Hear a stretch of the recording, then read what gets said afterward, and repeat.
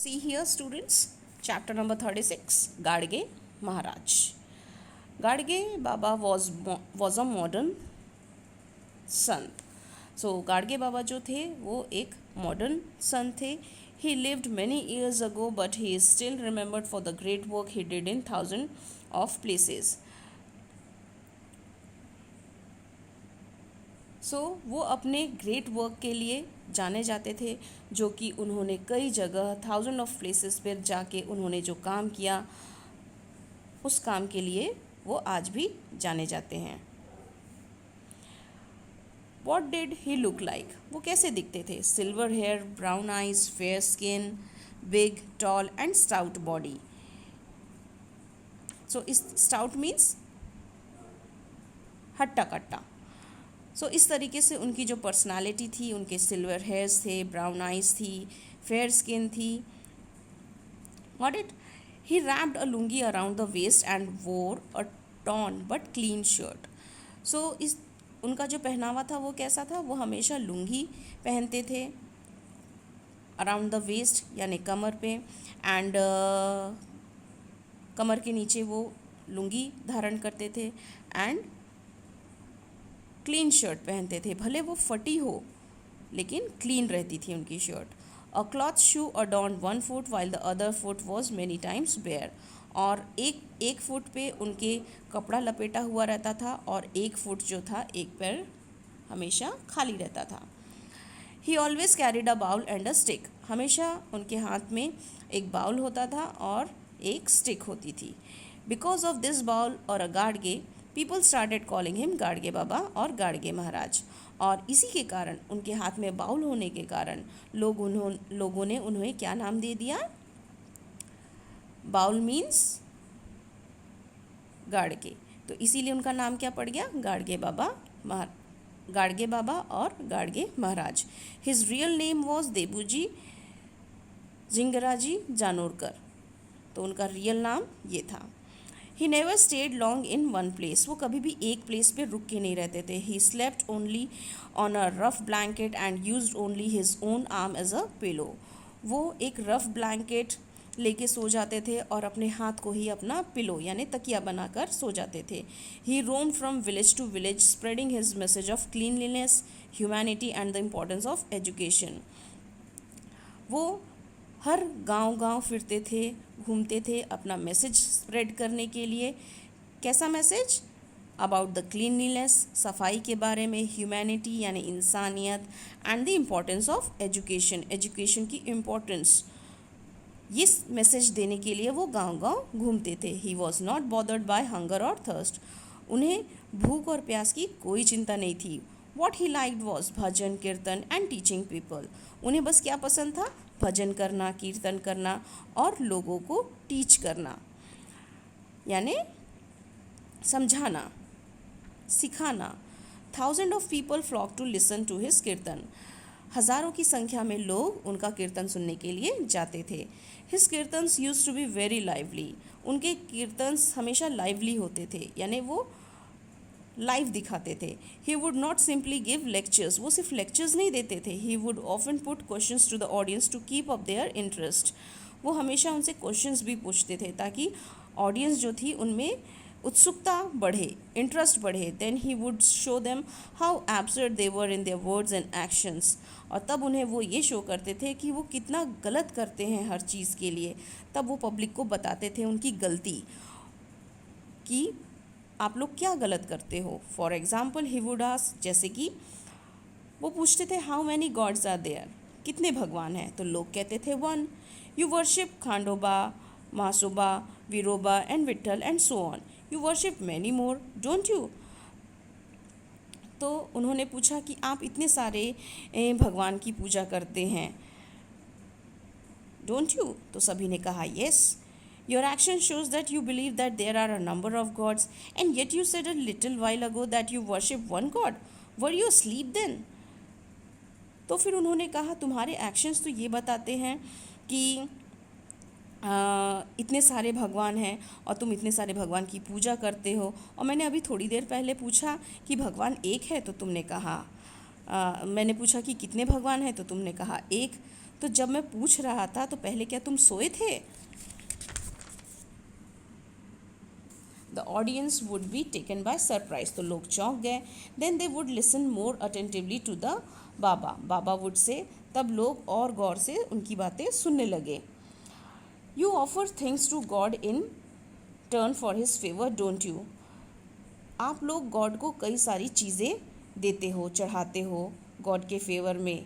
Don't you? तो सब ने कहा येस वी डू, हाँ हम करते हैं. And don't you say God my child is ill, please make him well, I offer you a goat. और आप ये भी कहते हो कि भगवान मेरे बेटे को ठीक कर दो, मेरा बेटा बीमार है, मैं आपको गोट ऑफ़र करूँगा यानी चढ़ाऊँगा. तो लोगों ने कहा yes we do. And don't you say that if a god lets go the two legged child you will offer him return a four legged animal. फिर उन्होंने कहा कि तुम गॉड से ये भी बोलते हो that if you let the two leg child I will offer a four legged animal, मैं आपको चार पैरों वाला जानवर चढ़ाऊँगा अगर आपने ये किया तो.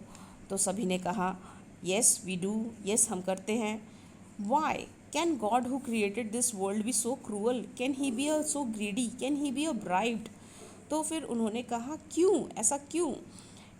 क्या तुमको लगता है कि जो गॉड ने ये वर्ल्ड क्रिएट किया है वो इतना निर्दयी हो सकता है, वो इतना लालची हो सकता है कि आप उन्हें लालच दो और वो लालची, क्या वो लालची हैं जो आप उन्हें लालच देंगे और वो ले लेंगे?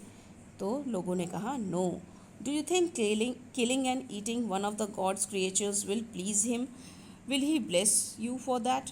तो उन्होंने पूछा क्या आपको लगता है कि मारना और मार के खाना अपने ही क्रिएचर्स का, जिसको कि भगवान ने बनाया है, उन्हीं को मार कर खाना, ये चीज़ गॉड को पसंद आएगी? क्या गॉड उससे खुश हो जाएंगे और आपको ब्लेस करेंगे? Then the audience would realise, तब ऑडियंस को रियलाइज़ होती है अपनी गलती, how wrong they thinking was, कि उनकी सोच कितनी गलत थी. They would promise to be more thoughtful, तब उन्होंने बाबा से प्रॉमिस किया कि नहीं आज के बाद हम ऐसा नहीं करेंगे, we will be more thoughtful. After the kirtan people flock to touch Gadge Baba's feet. तो हर कीर्तन के बाद लोग झुंड के झुंड उनके पैरों को टच करने यानी आशीर्वाद लेने जाते थे. But he wouldn't allow anyone to do that, लेकिन वो किसी को भी अलाउ नहीं करते थे कि कोई भी उनके पैर छुए, उनको बिल्कुल पसंद नहीं था. He didn't like people touching his feet. As soon as the kirtan was over he sped away leaving the crowds far behind. और जैसे ही कीर्तन ख़त्म होता था वो जल्दी से चले जाते थे. स्पेड मीन्स जल्दी से वहाँ से चले जाना क्राउड छोड़कर.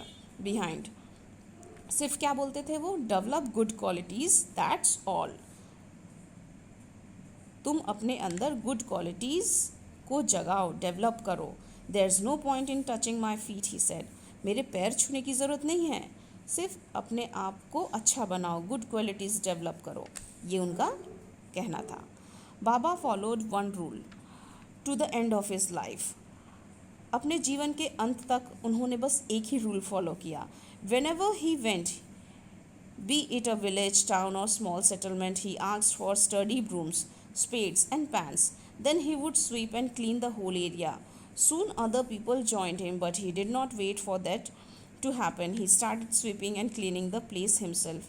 And if any bystander tried to bow to Baba while he was busy in this work, that person would get a smack of the broom on the back. सो जहाँ कहीं भी वो जाते, चाहे वो विलेज हो, टाउन हो या कोई भी सेटलमेंट हो, वो हमेशा वहाँ पर क्या मांगते, एक sturdy broom. Sturdy means strong, broom means झाड़ू. स्पेड एंड पैंस यानी कचरा उठाने वाला जो पैन रहता है ना वो, और स्पेड, सिर्फ यही मांगते थे.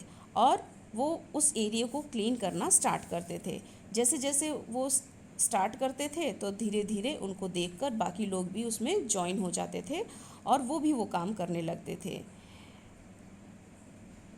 इन this way he started sweeping. और इस तरीके से वहाँ पर उन्होंने स्वीपिंग, क्लीनिंग करना यानी उस प्लेस को वो खुद ही चालू कर देते थे. और अगर वहाँ पर कोई बाय स्टैंडर यानी कोई खड़े होके देख रहा है और बाबा का पैर छूना चाहता था, जब वो अपने काम में बिज़ी होते थे, झाड़ू लगाते थे, तो फिर वो उसी झाड़ू से बाबा उस पर्सन को मारते थे धीरे से और कहते थे, you don't do any of this work yourself, तुम खुद तो ये काम कर नहीं सकते हो, and when somebody else tries to do it you put yourself in the way, और यदि कोई काम कर रहा होता है तो तुम खुद को बीच में ला देते हो, मूव असाइड, दूर हटो, see how nice and welcoming this village looks when it is clean, देखो कितना सुंदर ये गांव दिख रहा है जब वो साफ़ सुथरा होता है। तो इस तरीके से वो साफ सफाई का महत्व समझाते थे। If you visit a holy place in Maharashtra like Pandharpur और नासिक और देहू और Alandi, you will see the work Gadge Baba did in these places. अगर आप कभी जाएं महाराष्ट्र की ये प्लेसेस पे जिसका नाम है पंढरपुर, नासिक, देहू, आलंदी, तो आप यहाँ पर गाडगे बाबा महाराज का किया हुआ काम देखेंगे। He himself worked hard, asked for help and built free boarding places, Ghats on the rivers and water spouts। उन्होंने वहाँ पर अपने हार्ड वर्क से और लोगों की मदद से, लोगों से हेल्प मांगकर उन्होंने कई सारे boarding places, Ghats, reverse, water sprouts यानी पानी का जो नल है, ये सब का अरेंजमेंट किया। For the poor people, helpless, disabled and the needy, he started places that offered food free of cost. और पुअर, गरीब लोगों के लिए, हेल्पलेस लोगों के लिए, डिसेबल्ड लोगों के लिए, नीडी पर्सनस के लिए उन्होंने प्लेसेस पर, ऐसे प्लेसेस पर फ्री ऑफ कॉस्ट खाने का भी अरेंजमेंट किया। He built schools, colleges and hostels for children, उन्होंने बच्चों के लिए स्कूल्स, कॉलेजेस, हॉस्टल्स बनवाए। He saw God in the poor and miserable people, उन्हें पुअर और मिजरेबल पीपल्स में क्या दिखता था? भगवान दिखते थे। Serving these people was his way of serving to God. So in this way ऐसे लोगों के काम आना, उनको सर्व करना, उनकी हेल्प करना,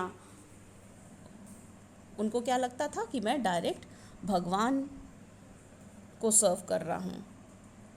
गॉट इट? उनकी ये सोच थी। So in this way we had finished the explanation of this story. I hope you understood this story, and now we will do the exercise of this story. Got it? Thank you.